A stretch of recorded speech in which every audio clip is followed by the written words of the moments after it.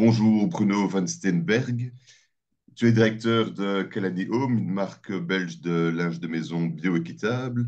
Tu es membre de la Belgian Fair Trade Federation depuis 2018. Merci pour ta présence à cette interview. Tout d'abord, est-ce que tu peux présenter ton organisation Kalani Home et expliquer pourquoi tu as fait le choix du commerce équitable? Merci pour cette interview. Alors, Kalani Home est une marque belge de linge de maison, donc linge de lit, linge de bain, loungewear et literie légère, donc couette, oreiller sur matelas, en coton bio, équitable. Donc, on utilise principalement du coton Fairtrade, haut de gamme à un prix abordable. Alors, comment est-ce qu'on arrive à faire du prix abordable?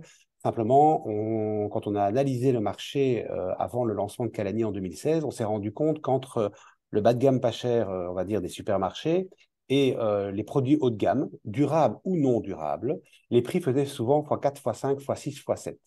Voilà, alors mon expertise en textile et en production, en développement produit, en qualité, faisait que je savais que ce n'était pas que la qualité ou la durabilité qui justifiait une différence de prix aussi importante. Donc, en fait, en analysant le marché, on s'est rendu compte que c'était vraiment le circuit de distribution qui créait une escalade de prix et qui créait cette différence énorme. Et donc, de là est né le concept de Kalani de pouvoir lancer une marque de linge de maison haut de gamme, le plus durable possible, à des prix abordables. Et pour ça, on a décidé de vendre en direct et en ligne principalement. Merci beaucoup. Selon toi, quels sont les avantages et les difficultés que tu rencontres en tant qu'organisation active dans le secteur du commerce équitable? Alors, les avantages, je dirais qu'ils sont plutôt chez nous et dans notre supply chain, hein, c'est-à-dire c'est le fait de faire un travail qui a du sens, développer un projet qui a du sens. C'est de montrer au monde, à nos clients, à nos concurrents, au marché, qu'aujourd'hui, c'est possible de faire une entreprise textile avec des valeurs profondes de développement durable, d'écologie, d'éthique, de devoir de vigilance. Et voilà, et donc je dirais que les avantages, ils sont principalement dans notre chaîne d'approvisionnement, où évidemment, les agriculteurs qui cultivent notre beau coton bio sont payés avec un premium fair trade qui leur permet de vivre dignement. Tous nos produits sont certifiés en coton bio GOTS, qui est la certification la plus stricte au monde, qui est internationale mais gérée en Allemagne, qui certifie non seulement que le coton est cultivé de façon biologique, c'est-à-dire sans pesticides, sans OGM, sans engrais chimiques, il n'y a aucun intrant chimique, avec une traçabilité complète du champ de coton jusque dans notre entrepôt, mais aussi que la transformation des produits se fait en respectant les conditions sociales de l'ILO, hein, International Labour Organization de l'ONU, mais aussi qu'aucun produit utilisé pour teindre, blanchir, imprimer ou laver les produits ne soit dangereux ni pour un ouvrier de production, ni pour nos clients et ni pour l'environnement, bien entendu. Merci beaucoup. Donc, le commerce équitable en Belgique existe depuis plus de 50 ans. Comment est-ce que personnellement tu vois l'évolution, l'avenir du secteur du commerce équitable? Alors, j'ai l'impression que les commerces équitables évoluent bien, peut-être aussi avec le grand développement qui a été fait par Fairtrade Belgium, hein. Ce n'est pas le seul des labels, mais c'est celui qui a pris le plus d'ampleur en Belgique dans les dernières années.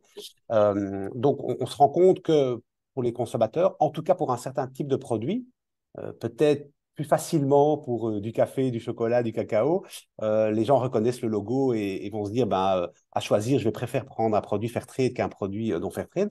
Pour d'autres produits comme le textile, c'est un peu plus niche, hein, donc honnêtement, il y a trop peu encore de gens qui cherchent ça. Quand ils le trouvent, ils sont contents de l'avoir. Et ils se disent, ben voilà, cerise sur le gâteau, évidemment, je vais prendre cette marque-là parce qu'en plus, ils font ça. Mais il y en a, pour moi, à mes yeux, pas encore assez de gens qui cherchent ça.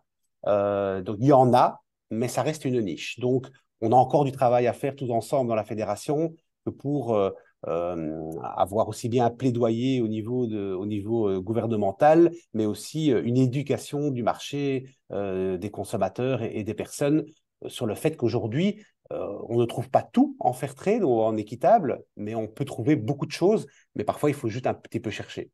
Voilà. Justement, ça fait la transition avec une autre question. C'est justement quelle est l'importance, selon toi, de la sensibilisation des citoyens au sens large, qu'ils soient consommateurs, que ce soit les jeunes, les étudiants, les représentants politiques. Donc, cette sensibilisation par rapport aux valeurs écologiques et sociales du commerce équitable. Pour moi, c'est essentiel. Évidemment, il y a toujours un problème prix. Et ce problème prix, ben, cette année-ci, ou depuis, on va dire, début 2022, il est d'autant plus important puisqu'on passe à travers une crise d'inflation de prix et d'énergie sans précédent en Belgique. Et ben, pour beaucoup de consommateurs, pour beaucoup de familles, ben, c'est compliqué. Quand on paye plusieurs centaines d'euros en plus pour l'énergie, même si c'est occupé maintenant un peu à redescendre et à se régulariser, ça peut être compliqué parfois de se dire je vais payer un peu plus cher ou parfois beaucoup plus cher en fonction des produits pour un produit qui soit équitable par rapport à un produit non équitable. Alors chez Calani, à qualité équivalente, dans notre modèle de transparence de prix, on est moitié prix par rapport à une qualité équivalente qu'on va trouver dans une boutique traditionnelle. Du fait qu'on n'a pas de boutique et qu'on ne vend pas dans des boutiques et qu'on fait tout en direct et en ligne. Mais ça reste 2 fois plus cher qu'un produit dans un supermarché, alors qui sera beaucoup moins qualitatif, qui ne sera pas durable, qui ne sera pas équitable.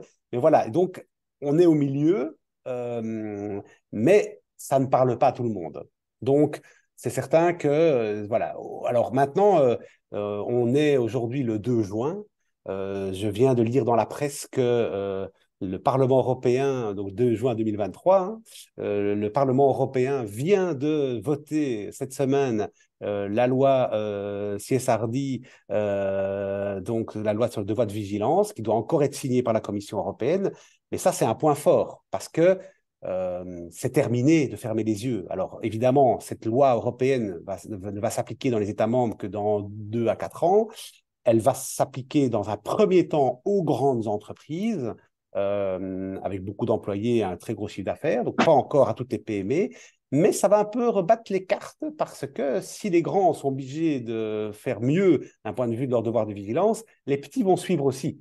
Et donc ça va avoir un effet boule de neige qui fait qu'il va y avoir une prise de conscience probablement plus importante dans les années qui viennent, je pense, sur le marché. Ok, donc pour toi, c'est surtout les représentants politiques qui doivent finalement montrer l'exemple, être actifs. Oui, il ne faut pas oublier que voilà, hein, la majorité des gens aujourd'hui en Europe, en Belgique, continuent quand même à être drivés par les prix.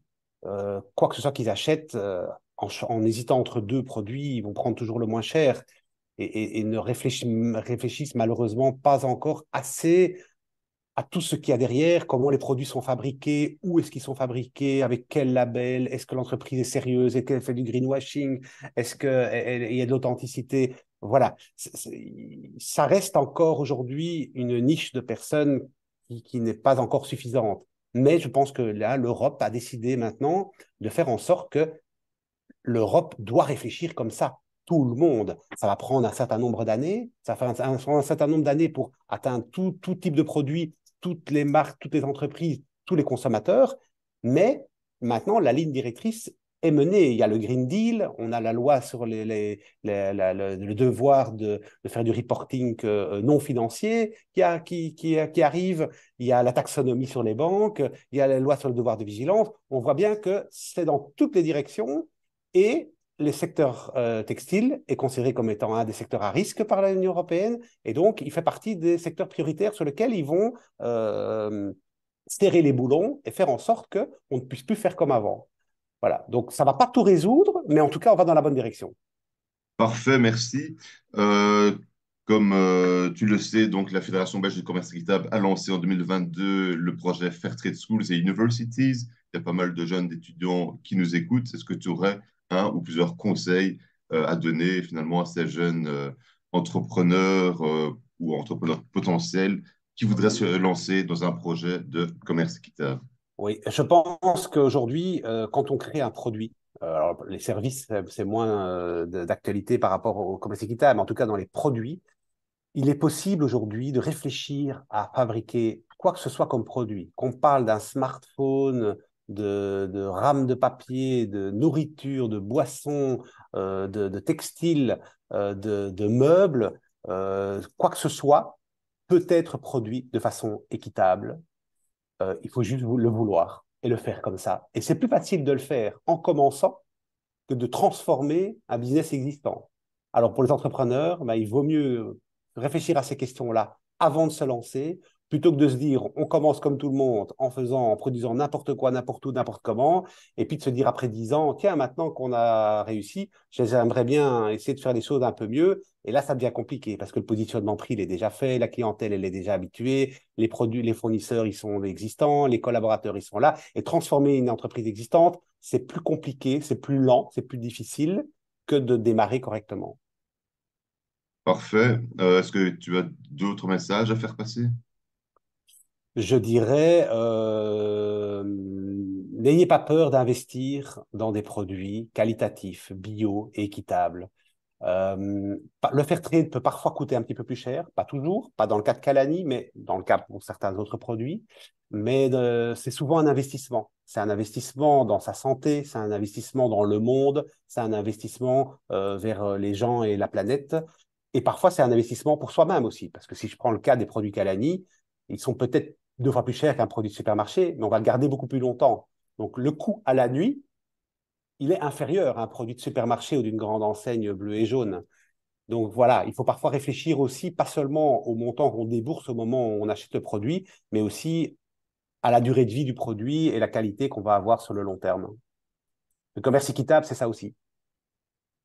Ok, un tout grand merci pour cette interview intéressante, Bruno. Donc, si vous voulez en savoir plus sur le projet Calanium, allez faire un tour sur leur site www.calani-home.com. www.calani-home.com. Merci beaucoup et à bientôt.